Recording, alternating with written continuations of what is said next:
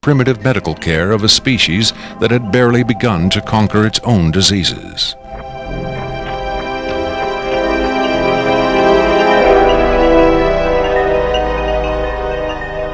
But as we will hear, there are those who claim that to the aliens, death is not a final end to be feared, but a mere transition.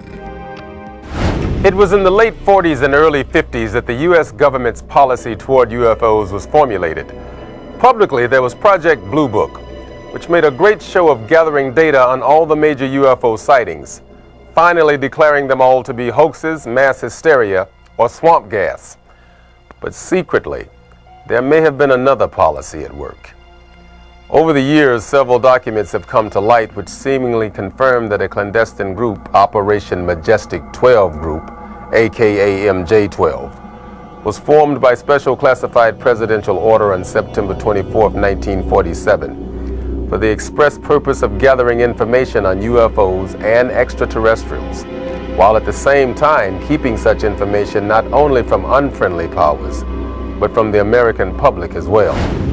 If indeed Area 51 has become the nation's repository for alien technology and possibly alien visitors, then the extra-constitutional justifications for such secrecy were developed in the MJ12 Group's planning sessions. James B. Forrestal, Secretary of Defense under President Harry Truman, is widely accused of being the mastermind behind the creation of MJ12. Once created, Majestic may have expanded its mandate beyond what Forrestal had intended.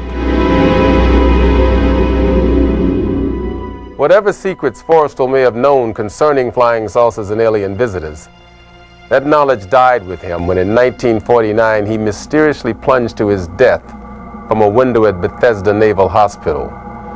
Though he was being treated for depression, many UFO researchers doubt that his death was a suicide, and point to the sinister workings of the possibly mythical MJ12, which in their hypothesis may have been protecting its secrecy from a man who had come to believe the people had a right to know. As late as 1989, according to Bob Lazar, the identification badges at Area 51 read MAJ for Majestic. In December 1994, a document purporting to be the majestic12 Group Special Operations Manual was leaked to a noted UFO researcher. It contains the following directive under the heading Isolation and Custody. EBEs will be detained by whatever means are necessary and removed to a secure location as soon as possible. There follows this disturbing amplification.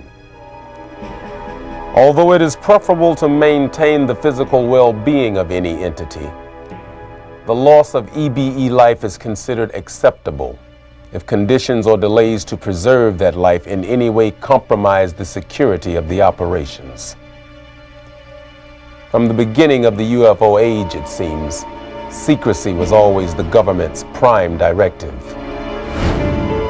In 1988, another anonymous government source, codenamed Falcon, claimed that a second extraterrestrial biological entity, EBE2, voluntarily became a guest of our government, allowing himself to be examined and interviewed. In this scenario, Area 51 became, for a time at least, a sort of extraterrestrial embassy, the setting for mankind's first attempt at diplomacy with beings from another world. Different sources disagree as to how communication was established.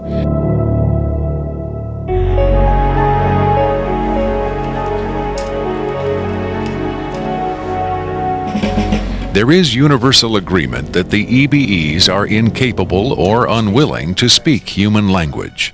In addition to the pictographs used by EBE1, it has been reported by Falcon that in the early 1950s, EBE2 was fitted with some sort of artificial voice box, allowing him to speak words, and that he learned the English language very rapidly.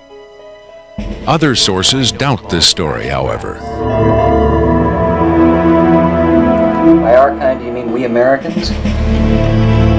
What has been reported most persistently is that the aliens communicate via thought projection, or telepathy. Would have been tortured, made to give up their secrets, instead of questioned in this friendly manner.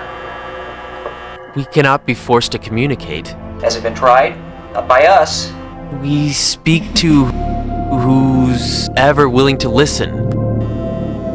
The idea of telepathic communication with alien beings carries with it the same doubts and controversy attached to telepathy itself. Do the practitioners of this ancient art really have the ability to read minds? Or are they crafty charlatans who simply tell the listener what he or she wants to hear? If the cynics are right, then the self-proclaimed telepaths recruited by the government in the 1950s were playing an astoundingly daring hoax by claiming to speak for the mute visitors from the stars.